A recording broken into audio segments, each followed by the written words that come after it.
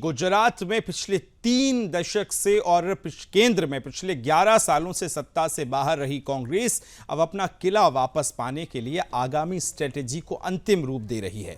जी हां, आज से कांग्रेस का 2 दिन का मंथन शुरू कर रही है, जिस अधिवेशन का एक बड़ा मकसद अपने कार्यकर्ताओं को सक्रिय करना है।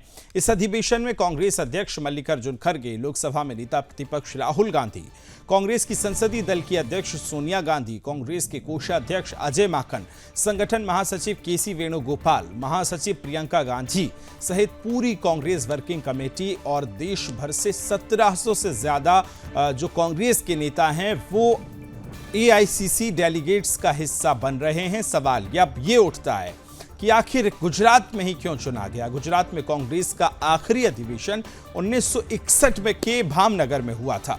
अब 64 साल बाद कांग्रेस ने एक बार फिर अगर गुजरात का रुख किया है तो इसके पीछे कहीं ना कहीं गुजरात में अपना जो दरका हुआ किला है उसको फिर से पाने की जद्दोजहद है। दरअसल देश की आजादी की लड़ाई के इतिहास से निकली कांग्रेस जानती है कि देश की आजादी के इतिहास में उसके बाद भारत के स्वरूप में गुजरात की कितनी बड़ी भूमिका रही है। दरअसल 2014 में पीएम मोदी और गृह मंत्री शाह ने लंबे समय से सत्ता में रही कांग्रेस को बाहर करने के लिए जिस गुजरात मॉडल का नैरेटिव बनाया था, उस मॉडल को तोड़ने के लिए गुजरात जीतने की जरूरत कांग्रेस को अब महसूस हो रही है। कहा जा रहा है कि इस अधिवेशन के जरिए कांग्रेस का मकसद यहां से देश के लिए एक नया मॉडल व नई सोच पेश करना है। इसलिए कांग्रेस ने इस अधिवेशन की टैगलाइन भी तय की है, न्याय पथ, संकल्प, समर्थन व संघर्ष। इस टैगलाइन के साथ कांग्रेस गुजरात में अपने 3 दिन के अधिवेशन में कर्णावती में उतरने वाली है। अब यह अधिवेशन कांग्रेस की रफ्तार को कितनी रफ्तार देगा ये तो देखने वाली बात होगी, लेकिन कांग्रेस के तमाम बड़े नेता पहुंच रहे हैं। अब खबर को विस्तार देंगे। बातचीत करने के लिए अविनाश जी हमारे साथ जुड़ गए, पॉलिटिकल एक्सपर्ट हैं। बहुत बहुत स्वागत है आपका सर। सबसे पहला मेरा सवाल यही है कि इस पूरी अधिवेशन को आप किस तरह से देखते हैं और उसके बाद फिर हम इस पे चलेंगे कि गुजरात ही क्यों चुना। जी नमस्कार विकास जी। जी श्रोताओं को जय श्री राम। जय श्री राम। देखिए, कांग्रेस बड़े लंबे समय तक गुजरात में अपना राज किया है और कांग्रेस की जमीनी हकीकत गुजरात में मजबूत है। अगर हम उसको और जगह से कंपेयर करें, अगर वो यूपी देखें या बिहार देखें या बंगाल देखें, तो उसके मुकाबले कांग्रेस गुजरात में, राजस्थान में और कुछ हद तक हरियाणा में भी मजबूत पार्टी है। एक अपोजिशन का जो उनका स्पेस है उसको वो कवर करती है। जी तो गुजरात चुनने का एक तो कारण ये है, दूसरा कारण ये है कि गुजरात में इलेक्शन होने वाला है और तीसरा कारण ये है कि अभी राहुल गांधी मेरे समझ से शायद 25 दिन या 1 महीने पहले गुजरात के अपने दौरे पे उन्होंने बड़ा फेमस एक बात बोला था कि हम रेस के घोड़े को बारात के घोड़े में डाल देते हैं, घोड़ी बना देते हैं, बारात वाली घोड़ी को हम रेस में उतार देते हैं। तो इनका अंतर्द्वंद सामने आया था। इसमें कोई दो राय नहीं है कि राहुल गांधी के अंडर में कांग्रेस बहुत दिनों से अपने आप को रिवैम्प करने की कोशिश कर रही है। पर सबसे बड़ी बात यह है, जो बलराम झाकर का जब आप सुनवा रहे थे, जो भाजपा अध्यक्ष पंजाब के, उन्होंने कहा कि कांग्रेस को इनवर्ड देखने की जरूरत है। कभी भी कांग्रेस की अधिवेशन की हम बात करते हैं, चाहे आजादी के बाद से लगभग, वो एक वन मैन शो, एक पारिवारिक शो बन के रह जाता है। जितने भी लोग वहां पे आते हैं मेंबर, वो गांधी परिवार का गुणगान करते हैं और जो वक्तव्य वहां से निकल के आता है वो देश हित के निकल के नहीं आता है।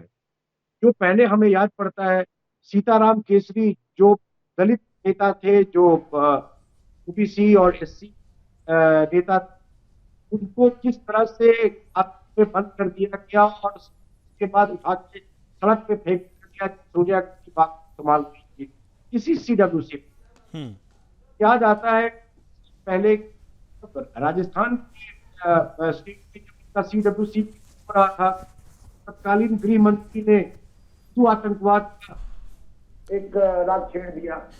तो कांग्रेस क्या करती है उससे ज्यादा हमें ये देखना है कि कांग्रेस कहती क्या है।